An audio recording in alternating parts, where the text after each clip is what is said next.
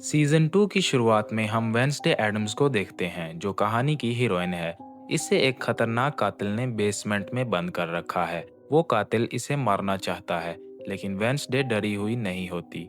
वो बताती है कि मैं यहाँ कैसे पहुँची। कहानी 6 हफ्ते पीछे चली जाती है।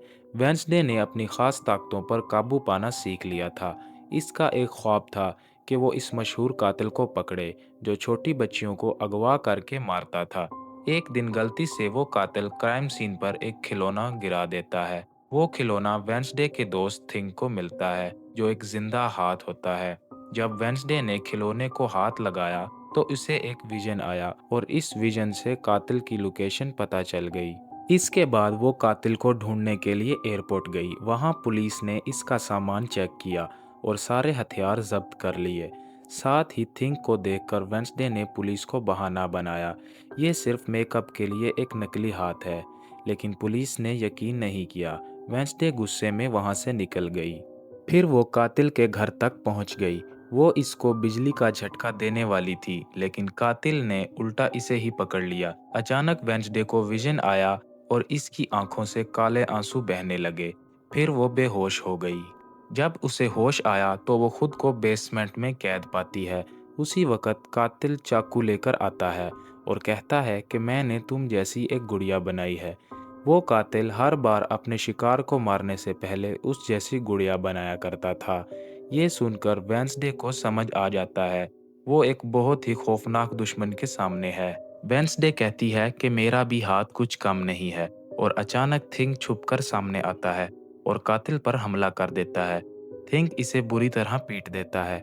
मौका देखकर वेंसडे आज़ाद हो जाती है। तब थिंग को पता चलता है कि वेंसडे की आंखों से जो काले आंसू निकलते हैं वो असल में इसके विजन देखने की वजह से हैं। वेंसडे थिंग को सख्ती से कहती है कि इस बात को किसी के साथ भी शेयर मत करना। अब वेंसडे कातिल को हराकर इन बच्चियों का बदला ले लेती है। कुछ दिन बाद कातिल के पकड़े जाने के पोस्टर्स शहर की दीवारों पर लगे दिखाई देते हैं। वेंसडे ने अपनी किताब में काले आंसुओं के बारे में जानने की कोशिश की, मगर इसे वहाँ कोई जवाब नहीं मिला। इसी दौरान इसकी सौतेली माँ मोर्टेशा इसे कहती है कि अब हमें स्कूल वापस जाना है, तो वो सब लोग निकल जाते हैं। दूसरी तरफ वेंसडे का भाई पिग अपनी बिजली छोड़ने वाली ताकत पर काबू पा लेता है, मगर गलती से वो ताकत सड़क पर इस्तेमाल कर देता है, जिससे कई एक्सीडेंट हो जाते हैं। उधर जंगल में एक शख्स अपनी दोस्त के साथ होता है। एक प्राइवेट डिटेक्टिव छुपकर इन दोनों की तस्वीरें बना रहा होता है। तब अचानक कई सारे कौवे आते हैं और इस डिटेक्टिव पर हमला कर देते हैं। वो घबराकर अपनी गाड़ी में बैठ जाता है और अपने साथी को वॉइस मैसेज भेजता है, लेकिन तभी उसे पता चलता है कि गाड़ी के अंदर भी कौवे भर गए हैं। वो सब मिलकर डिटेक्टिव को मार डालते हैं। दूसरी तरफ एडम्स फैमिली वापस नेवरमोर स्कूल पहुंच चुकी है। वेंसडे को अब इस स्कूल का डार्क माहौल अच्छा लगने लगा है और इसे ये भी मालूम है कि कहाँ-कहाँ पर लाशें छुपी हैं। मोर्टेशा इससे कहती है कि अपने भाई पिग का ध्यान रखना, तो वेंसडे जवाब देती है कि मैं हमेशा रखती हूँ। फिर हमें इसके विजन में दिखाया जाता है कि वेंसडे ने अपने भाई की अजीबोगरीब तरीकों से हिफाजत की। बाद में वेंसडे सब राज पिग को बता देती है और ये भी कहती है कि अगर किसी को मारने की ज़रूरत पड़े तो मेरी मदद लेना। दोनों आगे बढ़ते हैं तो वेंसडे को एक लड़कियों का ग्रुप मिलता है। वो सब वेंसडे की फैंस निकलती हैं। इनमें से एक लड़की के बाल सुर्ख रंग के थे। वो लड़की जिसके बाल लाल थे वो तो वेंसडे की सबसे बड़ी दीवानी निकली। इसे हमेशा याद रखना। लेकिन इतने में एक सायरन लड़की आती है और सबको वहाँ से भगा देती है। वो वेंसडे की तारीफ करती है क्योंकि पिछली बार इसी ने स्कूल को बचाया था, इसीलिए अब सब के लिए वो हीरोइन बन चुकी थी।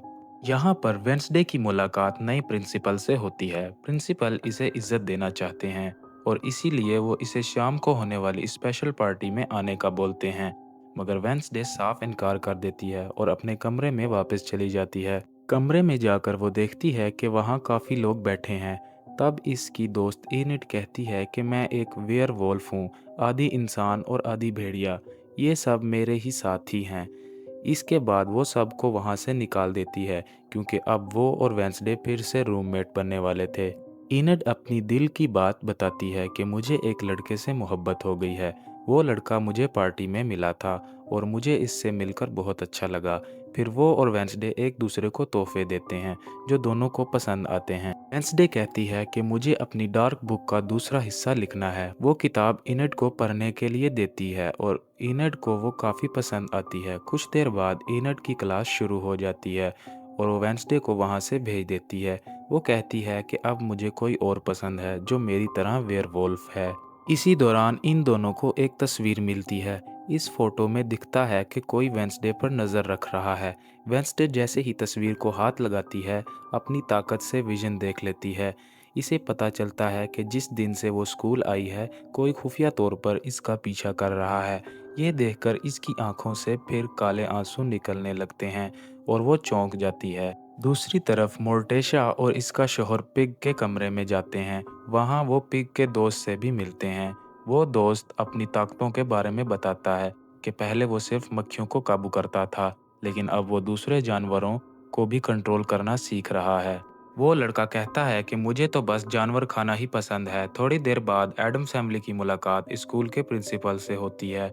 प्रिंसिपल मोर्टेशा से कहते हैं कि वो इस साल होने वाले स्कूल के गाला फंक्शन की कमेटी की सरबराही करें। ये काम पहले एक अमीर लड़के की माँ करती थी, लेकिन इस बार इसने अपना ओहदा छोड़ दिया, इसीलिए वो लड़का भी स्कूल नहीं आया। प्रिंसिपल इन्हें स्कूल से ज़रा दूर एक घर रहने के लिए देते हैं। मोर्टेशा को वो जगह बहुत पसंद आती है, लेकिन वेंसडे को ये सब कुछ बिल्कुल भी अच्छा नहीं लगता। मोर्टेशा इसे समझाती है कि बेटी, मैं तुम्हारे साथ रहकर तुम्हारी मदद कर सकती हूँ। तुम जैसी एक लड़की को मैं पहले भी संभाल चुकी हूँ। वेंसडे फौरन समझ जाती है कि मोर्टेशा अपनी बहन की बात कर रही है। मोर्टेशा कहती है कि तुम दोनों एक जैसी हो, तुम्हारी ताकतें भी मिलती जुलती हैं। वेंसडे जवाब देती है, आपको मेरी नहीं बल्कि पिग की फिक्र करनी चाहिए। ये कहकर वो वहाँ से चली जाती है। मोर्टेशा को दुख होता है और इसे अंदाज़ा हो जाता है कि वेंसडे कुछ न कुछ छुपा रही है और वो अपनी बेटी के साथ कोई बुरा नहीं होने देना चाहती थी। उधर वेंसडे और थिंक जंगल से वापस आ रहे होते हैं। रास्ते में वो पुलिस को देखते हैं जो उस प्राइवेट डिटेक्टिव की लाश की तफ्तीश कर रहे होते हैं। नया शेरिफ पता लगवा चुका था कि इस पर कव्वों ने हमला करके इसे मार डाला। उसी दौरान वेंसडे को दूर एक आदमी नजर आता है। वो इसे देखते ही भागने लगता है। वेंसडे फौरन इसके पीछे जाती है और इसे काबू कर लेती है। वो आदमी दरअसल गैम्बलिन नाम का एक डिटेक्टिव निकलता है। वो बताता है कि मरने वाला डिटेक्टिव इसका दोस्त था और वो दोनों एक केस पर काम कर रहे थे। वो केस दरअसल ऐसे बच्चों के बारे में था जिनके पास खास ताकतें थी और जिन्हें मुआशरा आउटकास्ट कहकर अलग कर देता था। गैम्बलिन ने वेंसडे को बताया कि इसका बेटा भी एक आउटकास्ट है और वो और कोई नहीं बल्कि टाइलर है। वेंसडे फौरन कहती है कि टाइलर को इसके बुरे कामों की सज़ा मिल चुकी है और इसीलिए वो आज जेल में है। गैम्बलिन ने इससे दरख्वास्त की कि वो इसके दोस्त की मौत के राज को जानने में उसकी मदद करे, क्योंकि इसके पीछे कोई बड़ी साजिश छुपी हुई है। लेकिन वेंसडे ने सख्त जवाब दिया, अगर तुमने अपने बेटे की सही परवरिश की होती तो आज वो जेल में ना होता। ये कहकर वो जाने लगती है। तब गैम्बलिन ने इसे खबरदार किया कि एक आंख वाले कौवे यानी रेवन से बचकर रहना।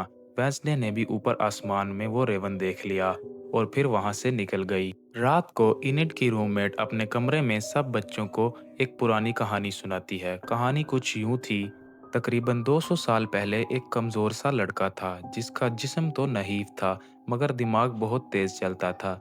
वो हमेशा अपनी अकल से नई नई मशीनें बनाता और चाहता था कि खुद को भी बदल ले। एक दिन इसने लोहे का एक मैकेनिकल दिल बनाया, उसे अपने जिस्म में लगा लिया। इसके बाद वो बिल्कुल बदल गया और बड़ी बड़ी मशीनें बनाने लगा। लेकिन वक्त के साथ साथ वो मशीनें ख़तरनाक बनती गईं।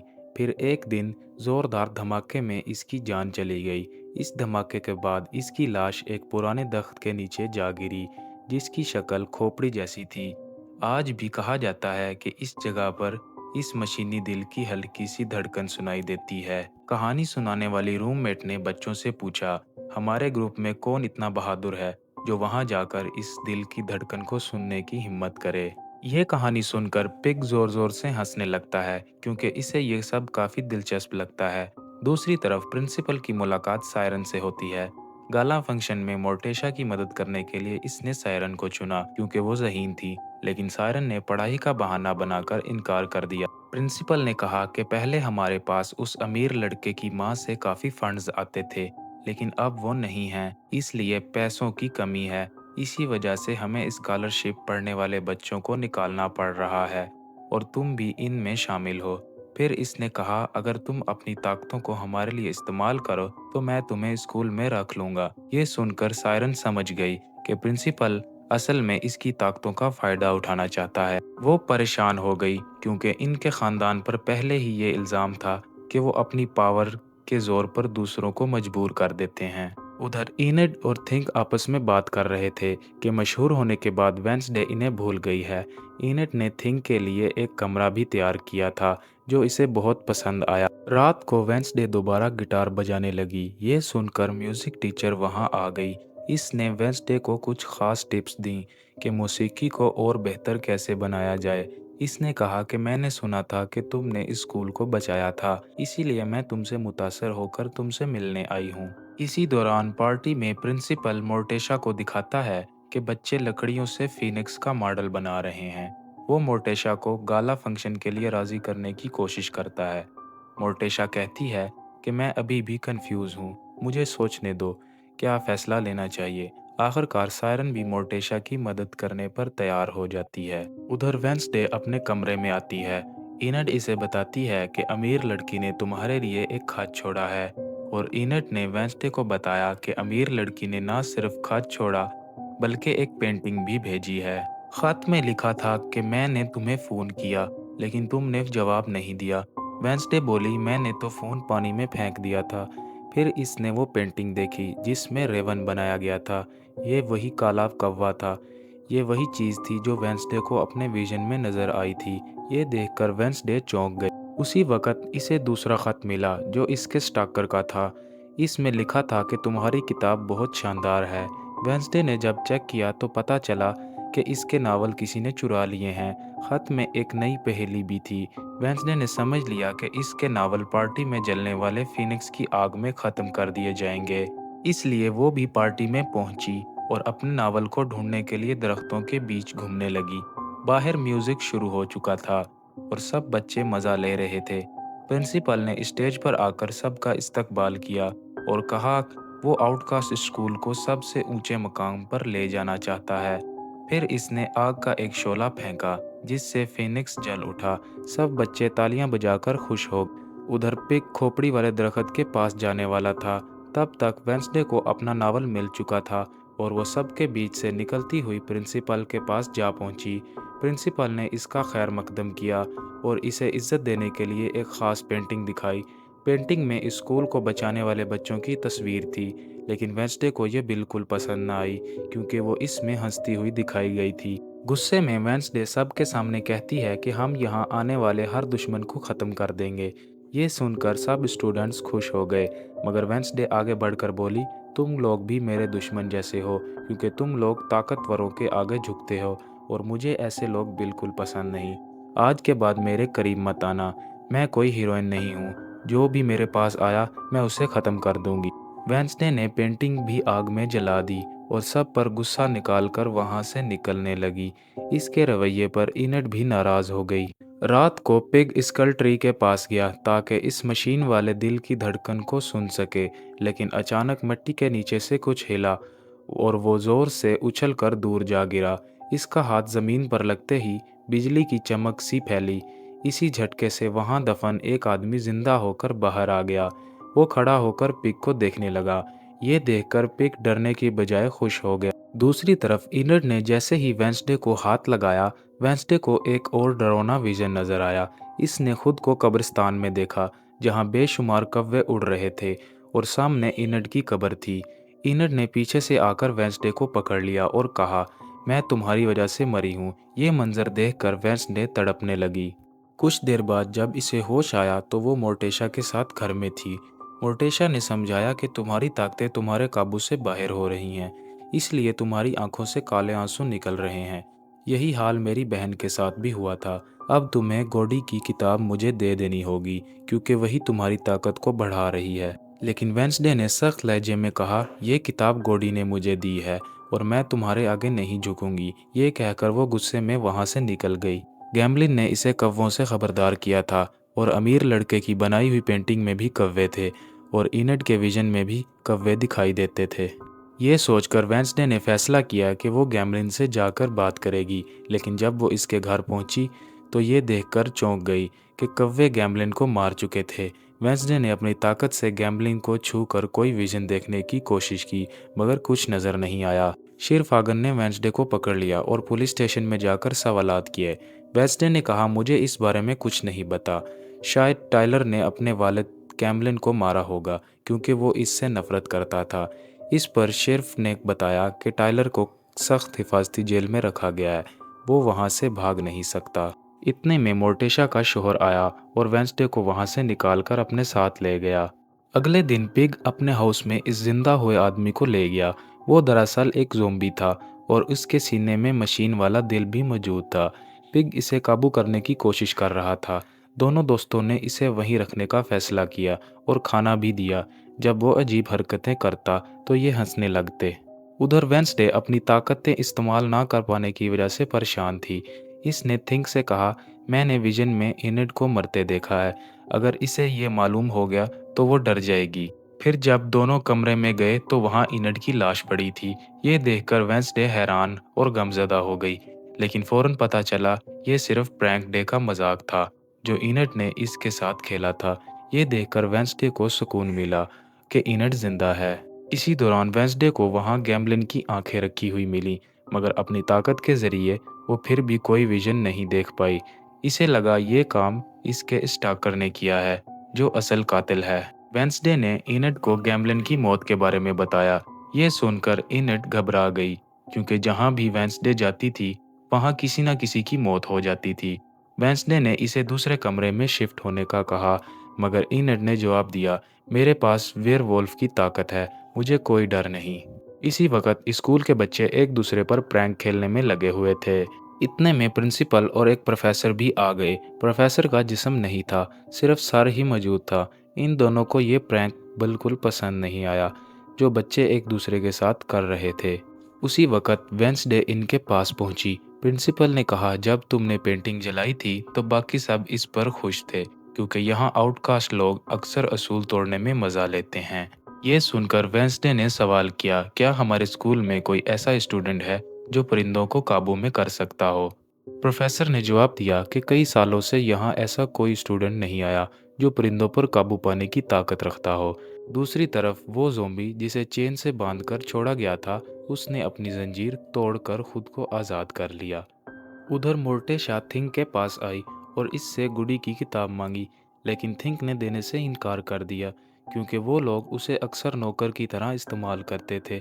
मोर्टेशा ने कहा, तुम हमारे फैमिली के मेंबर हो। इस पर थिंक ने याद दिलाया, तुम लोग हमेशा मुझे हुक्म देते रहते हो, मैं तुम्हारा मुलाजिम नहीं हूँ। ये कहकर वो नाराज़ होकर अपने कमरे में वापस चला गया।